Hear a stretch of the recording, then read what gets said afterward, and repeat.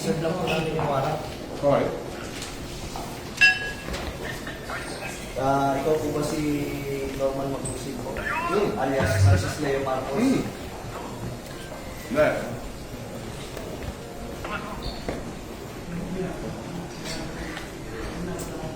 Okay. Parang saan yan? Bago pa po yun, ayanin pong masahan ko po kayo ng ano. Kita mo, sir? Kita mo? Operatiba ng CIBD. Kayo po ba, ulitin ko po, kayo po ba si Norman Mangusig alias Francis Leo Marcos? Yes, ako. Kayo ay aming inaaresto sa bisa ng warrant of arrest na issue ng RTC Branch 294 Parañaque City for violation of unjust vexation under Article 287 of Revised Penal Code as amended in relation to Section 6 of RA 10175. Kayo ay may karapatang manahimik, sir. O sa walang tigo, o ano man ang inyong sabihin ay maaaring gawin pabor o laban sa inyo. Sa anumang hukuman, kayo rin ay may karapatan kumuha ng sarili ng abogado at kumuha ng kung wala po kayong sariling abogado, kayo po ay pagkakalooban ng libre ng gobyerno. Andito ako sa inyo kasi na-arrest kumuha ng sarili ng doktor na magsusuri ng inyo. Sir, pwede paano po yan at ano nyo yung karapatan po? Sige. Kayo rin po ay may karapatan po magpasuri sa sino mang doktor at kung wala po kayong kakayahan ay pagkakalooban po kayo ng libre din po ng gobyerno ng doktor na susuri po sa inyo. Okay.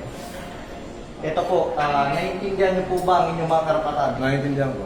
Okay po, kayo po ay sasama po sa amin para po sa inyong... Attorney, ito po, basahin po. unjust vexation daw sa Parañaque. Hindi ko alam kung sino complainant nito.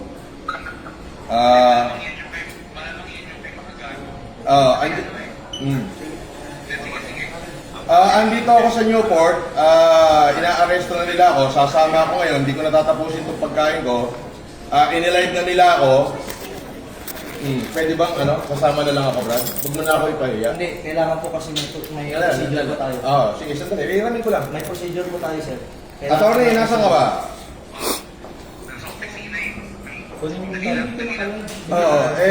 Kailangan bilan nyo na ako rito.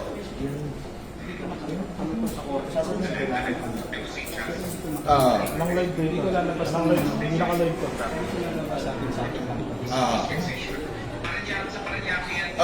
Sandali lang, kausapin ko lang abogado ko.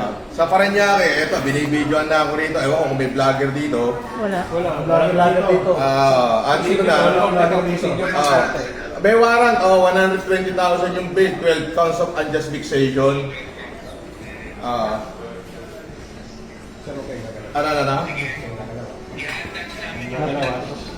Kayo nagsasabi. Paano to, attorney?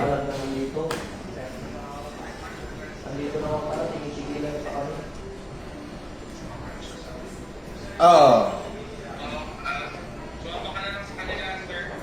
Tapos, Pwede po kayong kasuhan ng construction justice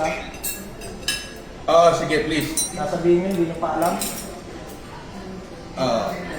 Binabawalan nyo kami mag-video, pero pwede pa lang mag-vlog. Pwede ba yun? Babaglag sa... Sir, sino daw pwede contact person dito? Sa pag-video naman, sir. Sir, sa CIDGNCR na lang, sir. Sa Camp Crame.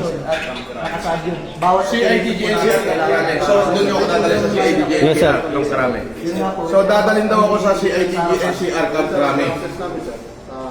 Ay, hindi ba ganun ang process? Pag may warrant at meron na kami isang reliable knowledge. Doon daw ang office ng CIDGNCR sa Karame. Pwede namin pasukin. Wala makakapigil sa amin. Sir, yung warrant, sir, is all over the Philippines, sir. Nation daw, wait daw yung warrant. Maayos mo yung coordination namin with PED. Kaya nga Hindi naman search warrant yun. pag may ganito operation at kailangan talaga yung video, we need to inform mo na si Paco. Kaya namin. Ganun po kasi yung process ng Paco. Opo, may process po. Pero yun nga po, may knowledge na po. At bibigay sa business na ito mo, dito natin. Pwede mong malis. Sandali, attorney. Ano yan, pwede mong ano yan eh. Pwede mong... Tara